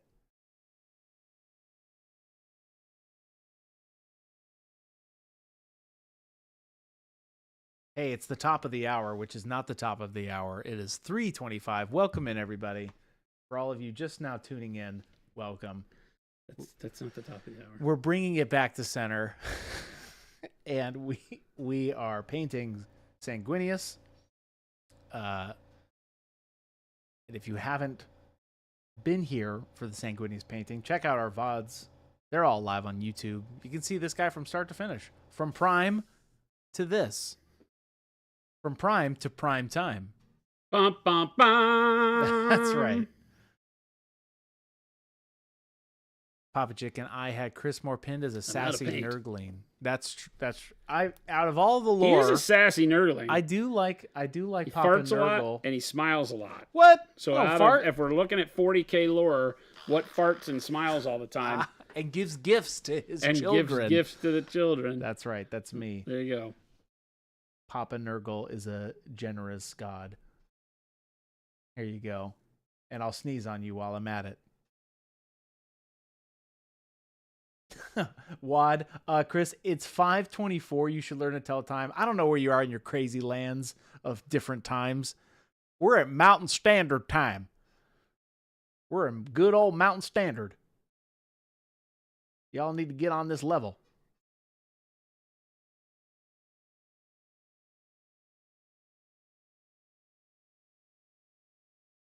Keep me sane, chat. That's the only thing I ask. Keep me sane. I figure you're all were AZ weirdo time. Hey, Avian, we're on the right time. We're on the Mountain Standard Time. We don't change.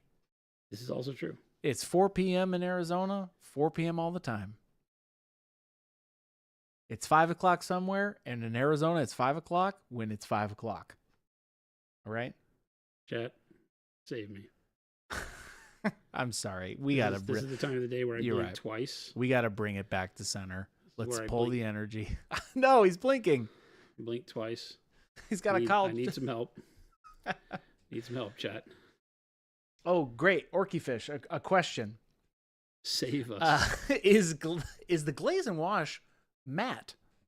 Yes. The more you know. Too easy.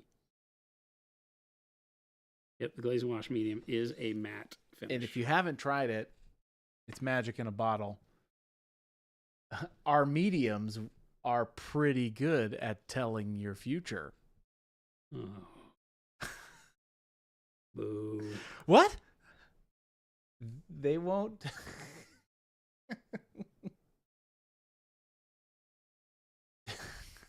I thought that was pretty good. I don't know. Hello, Matt Glaze and Wash. Nice to meet you. Hello, Deadbeat Artist. The name's Matt Varnish. That's Monument Hobbies version of James Bond, by the way. Matt Varnish. That's right. Name's Matt Varnish. Well, if you get the paddle, I won't take it. He hid it from me.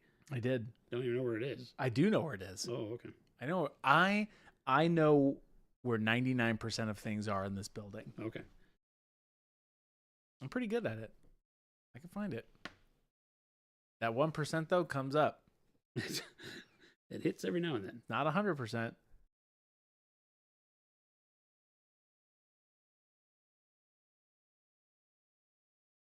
Orky Fish, thanks. Using it with pink right now. Very nice.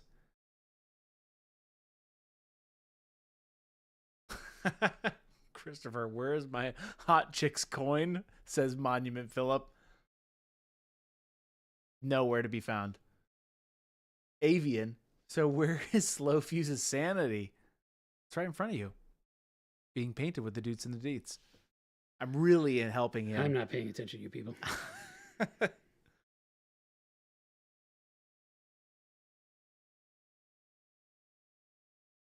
Chris is on one of his binges. I'm not. I'm just being me. I'm here for the people, man. You know? You say that, but have you ever asked the people if they wanted you here? Man, I don't know if I could. It's like, did I don't know if Superman I'd be able ever to ask the people if they wanted to be saved? I don't know if I could. I don't know if I could take that answer. Because I think it would be a realistic 50-50. Did Superman ask if I wanted to be saved? Panic Bomb. Chris, where are the missing Smaug pieces? Hey, Panic Bomb. I'm not missing any Smaug pieces. I have all of them.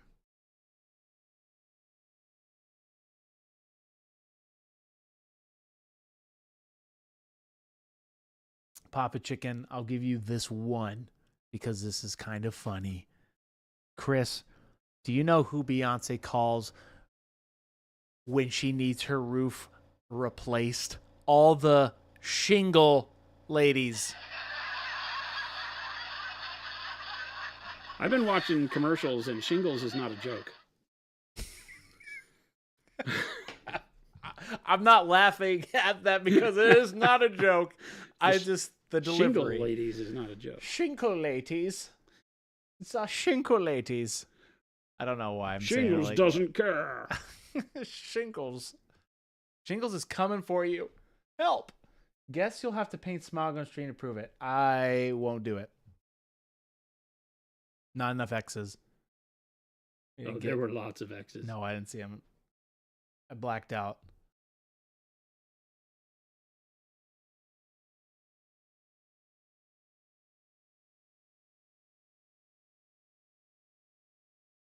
We'll think about it. We're here for business. No more X's. No Panic Bomb. Nope. Not going to let you get that one. Too late. No more.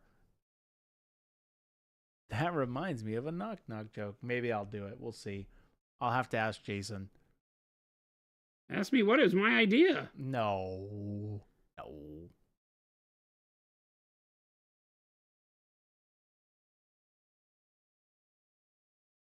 I'll paint it in a day. There you go, chat. It'll be quick.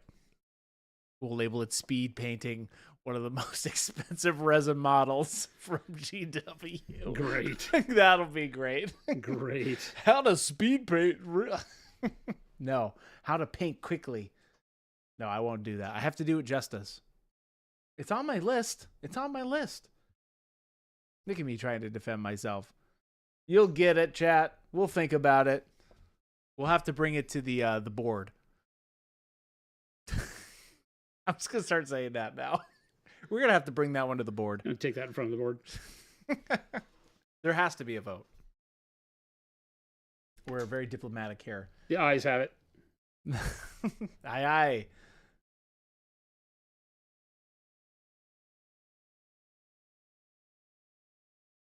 Oh my gosh. Deadbeat artist. Knock knock. Who's there? Dish. Who's there?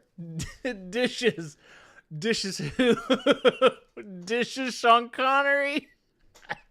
That's so funny. Oh no. That's so dumb, but it's so good. Oh. Who's this? This is Sean Connery. Oh my gosh, I hate how good that was. You people are horrible. I don't like it. There's not a good thing about that. Oh, deadbeat! Wow. Awkwardish Panda, Jason, this is looking great. Thank you.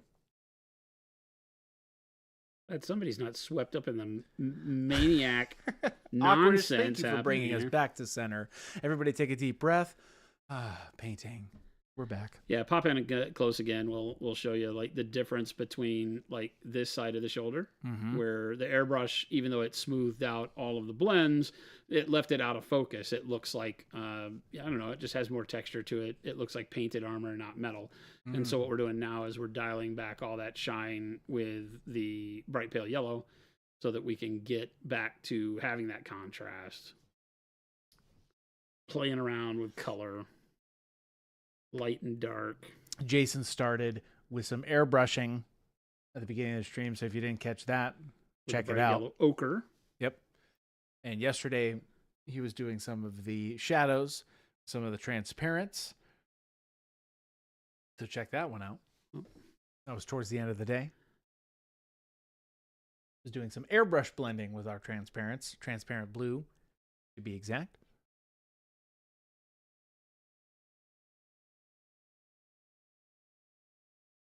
Picking some spots here where I have like a shine of brightness, or a brighter shine of brightness, going across the spherical surface of the shoulder here. So I just kind of start with a line of brightness that goes across all those panels. Is that so? Right? Yeah, I see that. See, I've got this kind of fork. I've got it coming off this way, that way, and then straight up. And then you go back in and give it some shape, because the shine itself wouldn't just be a thin line necessarily. It could be, but in practice, I like to have it flare towards the edges of the armor. So coming in here and then giving it this kind of think of it as a T where it hits the edge, brighten up along the edge and bring that down to where it forms kind of an almost tornado shape.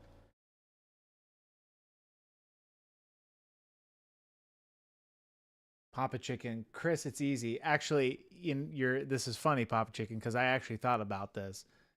Papa Chicken says, Chris, it's easy. Step 1, rattle can, color forge, ruinous red, bam, smog is base coated. Actually, the sanguine red over raven black is a really cool workup. If y'all need to paint something like Blood Knights or something like that. I just tested that the other day, which is actually a very cool workup. Just create kind of a T effect across all the edges that line hits. Breaks up the shine a little bit. Remember, we still have white. This is the kind of exact reason why you don't use white right now. This has the brightness of a white. We'll call it our fake white. But we still need to be able to use white to put our final shine on these areas.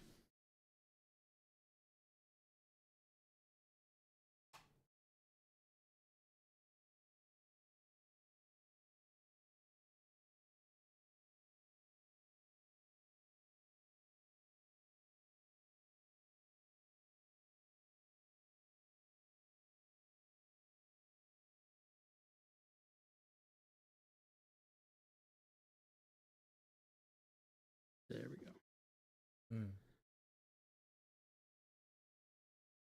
Yeah. I like that. And this is all just done because we're doing technically the edge highlighting. Now, the edge highlighting here is also picking up things like these radial shine spots. It's edge highlighting on But most of this is just edge highlighting. A bevel or a sphere-ish type shape. Yeah, the shoulder is technically like a sphere. Yeah. That has been cut.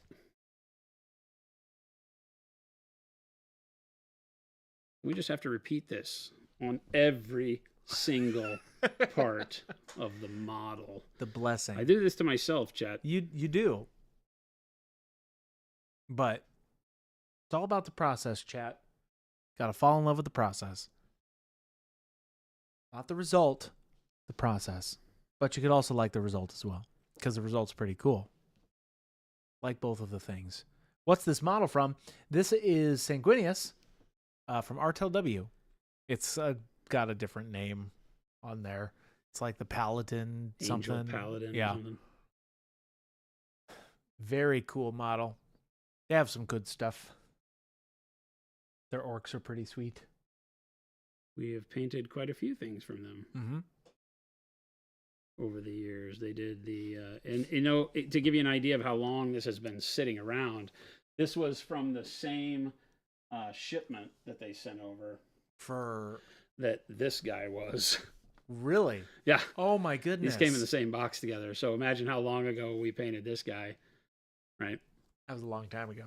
This was the guy I wanted. This is why I went on their site, as I was like, ooh, yeah, that's right. They have a Cherubael model that's really, really bitching. It's like right off the cover of that Eisenhorn graphic. And then I saw that they had this was at the same time they were doing the pre-release for this guy. So I signed up for that. So it took a long time to get both of them. But Papa Chicken. Maniac just released a limited edition model today. I'm really tempted to pick up that bust. nice. I think I saw Scott had a video out for it or something. I just saw maybe the thumbnail on YouTube or on I Facebook saw. I know or what you're something talking like about. that. It's the gal with the bat. Pretty cool okay. model. That's something that I just have not done yet is paint a bust.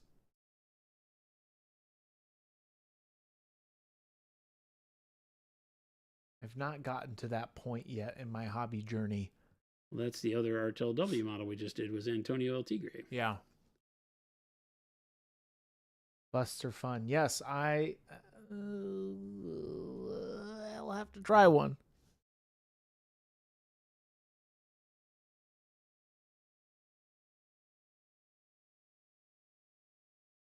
They are a fantastic way to kind of hone your blending and brush control. You know what I did see that I liked? There was a bust that I saw, and it was of Earthworm Jim. Oh, yeah. I would love that model. That will be I'm trying to remember where I saw it.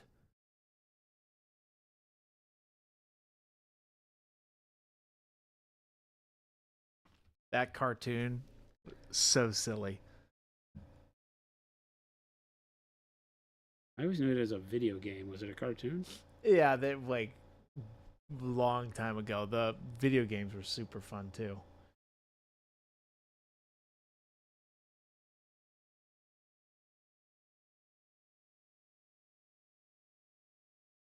Earthworm Jim's hilarious.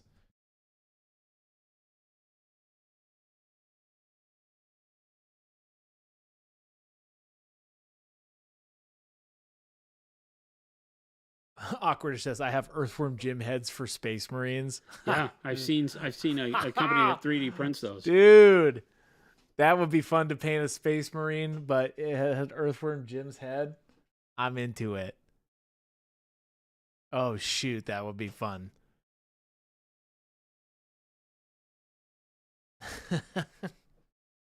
That's super cool.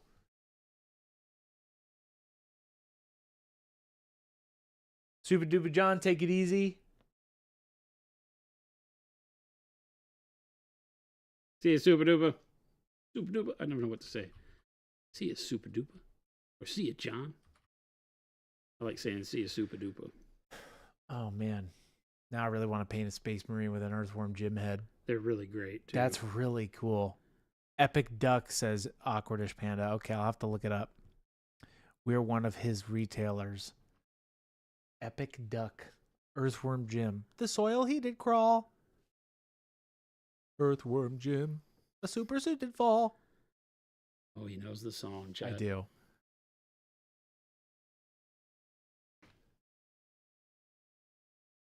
I am lost in the deets and the doots, baby. That's all right.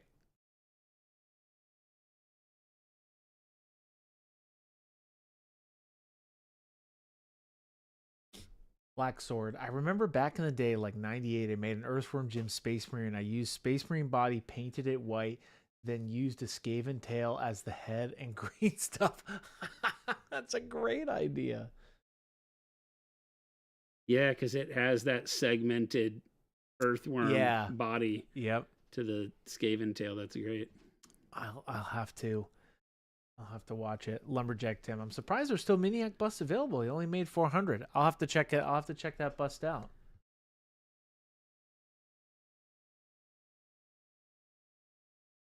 Oh yeah. 400 minis is a lot. You think that's about quite it, a that's a few. lot, dude. Even with Four- a tremendous amount of followers, minis don't sell as well as you think they do, unless they're Space Marines. They just don't. A bust specifically.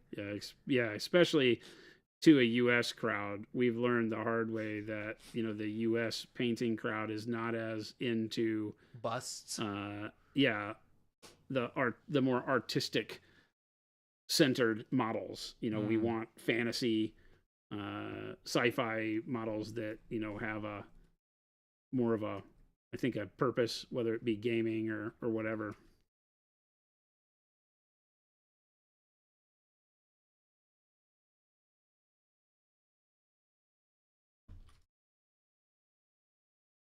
Oh my goodness. Oh my goodness, chat.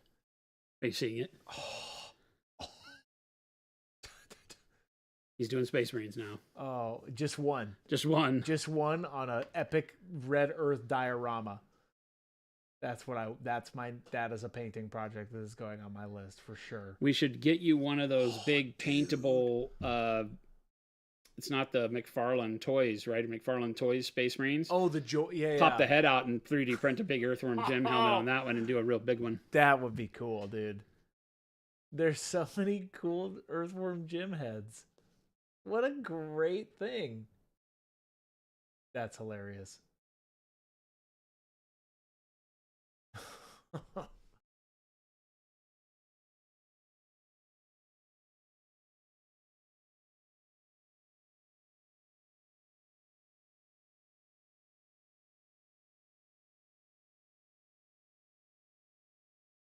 Yeah, we'll see how we'll see. I gotta figure this out now. My whole life's about to change. Oh God. No, I'm just Chat, I get jazzed for that. Those are the things that get me jazzed, right? Created a About monster, painting. Chat. Instantaneously created a monster. There's a whole theme of Earthworm Jim. Like I already know, if you've played the Earthworm Jim 3D game on N64 or some of the older like computer games or whatever, they've been around for a long time. They're hilarious. And if you read like the flavor text, like Lord of the Fries, I think is one of them for the Earthworm Jim, the level.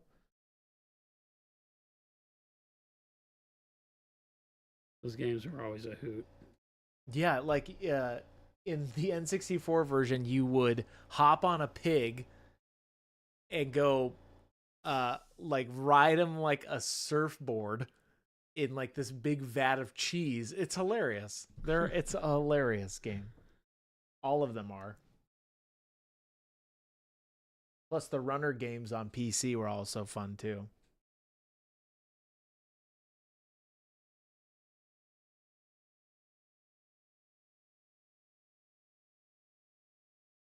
I'm gonna stipple in a spherical highlight area here on the breastplate coming out of the shadow of the shoulder pad.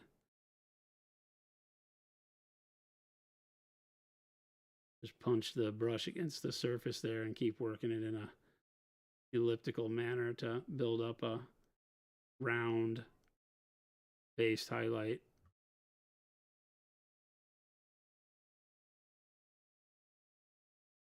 Like so, to give it that glow spot on the pec. Want to pop in one? Yeah.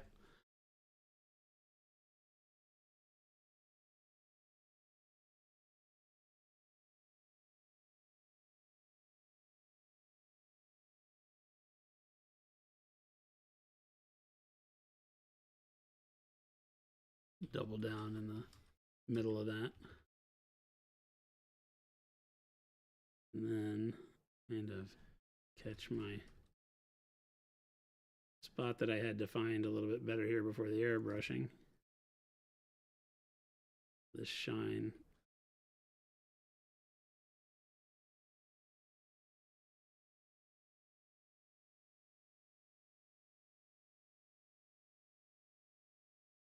my gosh.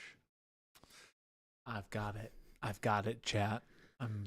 We've lost him. Right. He's already I'm looking so at sorry. it. I'm looking at. He's already shopping. Do you remember the levels, Jason, in Earthworm Jim?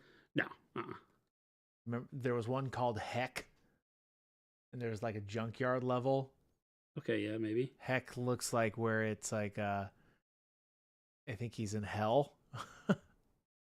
And there's like a bunch of cheese looking environments. I remember cows being a thing. And you used to fight like, look at these levels. This is hilarious. Oh, this is nostalgic for me right here. Okay, yeah. Right? Heck, and you would fight snowmen. Snowmen and Heck. Oh, I'm gonna have them fighting snowmen. Oh, yes. Thanks, Chad. Dude, okay. Really, really happy Here's about what's going to this. happen, chat.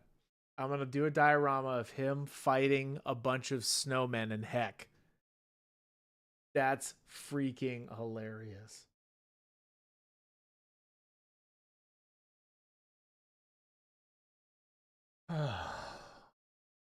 Tech Elf is asking, would you do that same spec highlighting stipple on the skin? No. Maybe? I mean, when I'm doing it for armor, probably not. I don't like to use the same method for different materials very often. It's not out of the question, but you know, if I'm doing this on the armor, then the skin would have to be done some other way so that the textures don't line up and look exactly the same, because metal wouldn't reflect like skin and vice versa. They can get as bright as one another, but they're not going to have the same texture and overall reflective quality. So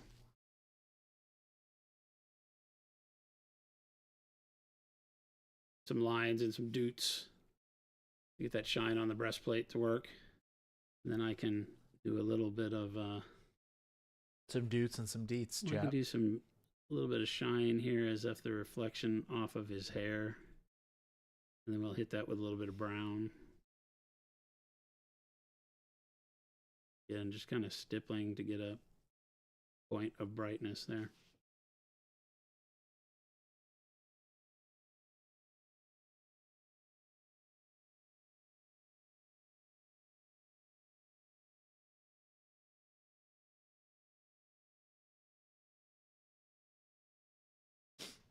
That's funny. I'm lost in ideas now, chat.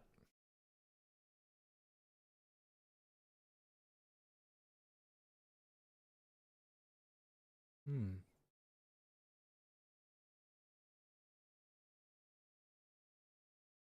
we're back to having kind of a metallic sheen starting to show up.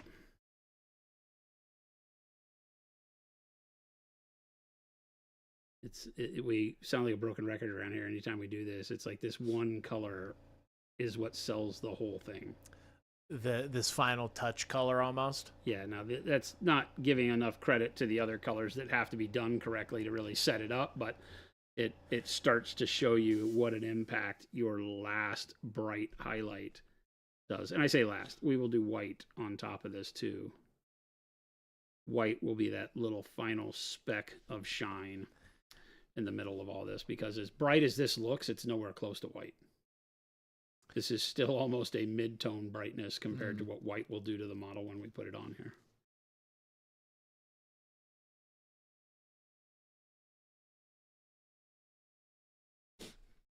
For all of you who haven't seen our non-metallic gold workup, I just put that in there as well. A lot of doots and deets. Different size model, but same technique.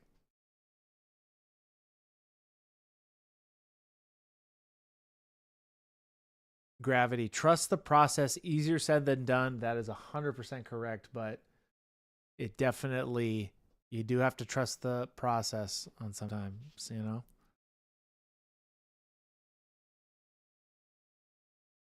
Yeah, and it's kind of crazy because, you know, he says that like that video that he just posted a link to is totally different in how we go about achieving the same result. And we do that so that you can see that if one of the things that you watch me do or watch another painter do doesn't really click, don't give up. there is a way to do these bright reflective paint jobs on armor or what have you. And there's a way that will kind of click or set that light bulb off for you eventually. Here, I'm going to do this secondary reflection. This is like off of the armor back onto the arm, not from our direct light source necessarily. The DEET step, I would say, is one of those big ones that stands out. Well, it's the selling point It's for the- the whole yeah. deal. Like I said, it's the what finishing really makes move. it work. You know, Yep. if you for some reason, you know, don't pull this one off, overdo it, underdo it, then you lose the idea of shine. Go ahead and do another.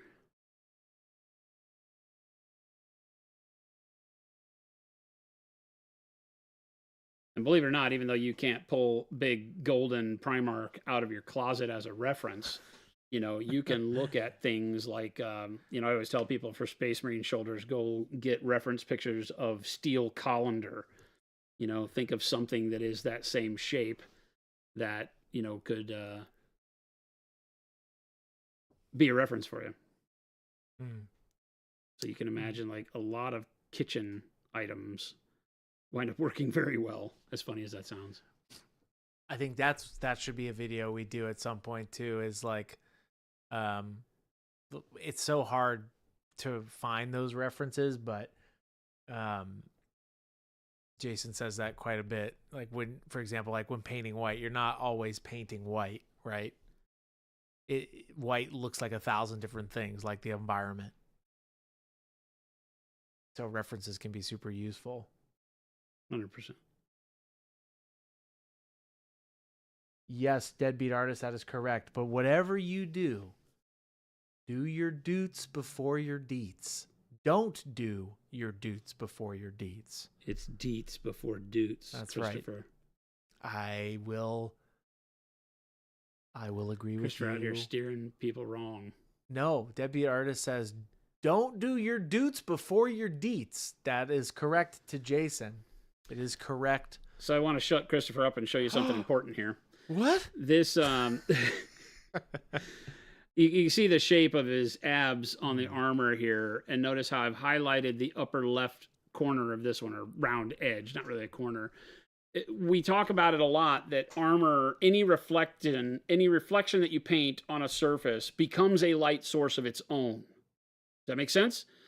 When light bounces off of a thing, it's turning on that light on the reflection, which means that that reflection can now light up something else. So now you see on the back side of this ab up to the upper left, I have a little spot of reflection on the lower right, which is this reflection being highlighted on there, right? So start looking at what happens. We're going to do that on the underneath of the breastplate right now. And this is where a lot of people get confused, because same color, but I'm using a different edge of the brush to keep the dot smaller, right? That dot right there needs to be smaller than this one, because the light dissipates as it reflects off of one surface into another. So it won't be as bright or as large as it bounces around. So if it reflected off of this, onto this, onto this, onto this, by the end it would be so small you wouldn't see it. But see how I have this reflective spot here? Well, that's what this is right here that I painted earlier. And so we give a little brightness right there, and then maybe just a little streak of reflection as we come out of that. Move to shape. So that even on the bottom of the breastplate, we get the reflection from the armor next to it, right? And see over here, we'd have the same thing. And you can see where earlier I built that up on the underside of the breastplate here.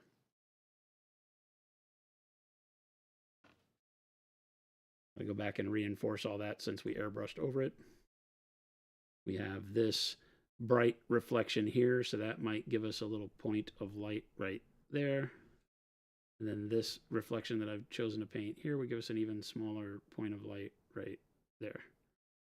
And I can just kind of stipple on those and brighten them up how I need to. Like that.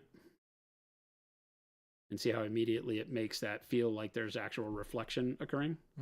Because these two dots make sense. They're darker than these, but they're in line with them, so you know what's going on. You know, your eye and brain automatically know what's happening here. So sometimes you don't even have to worry about, would light actually even cause a reflection right here on the breastplate? Maybe not, who cares? But once you set it up, you have to treat it like it's real and have it reflect on the surfaces next to it to really pull it off.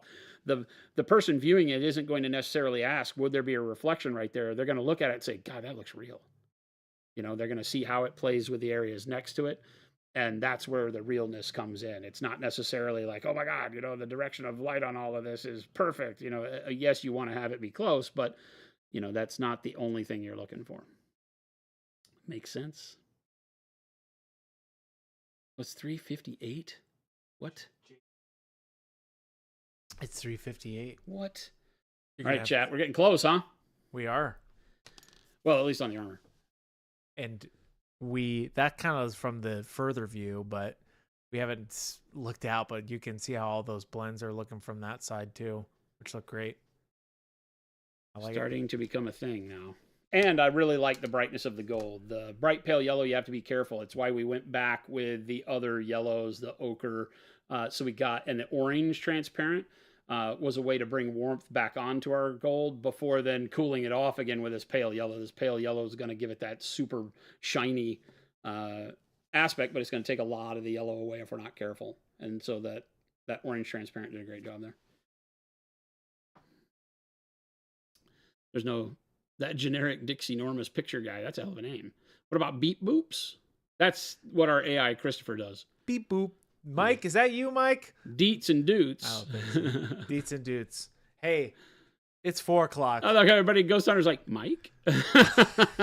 Every time we have a long name like that, that's very, while being nebulous is also specific, where I always think it's a guy named Mike that is That's right.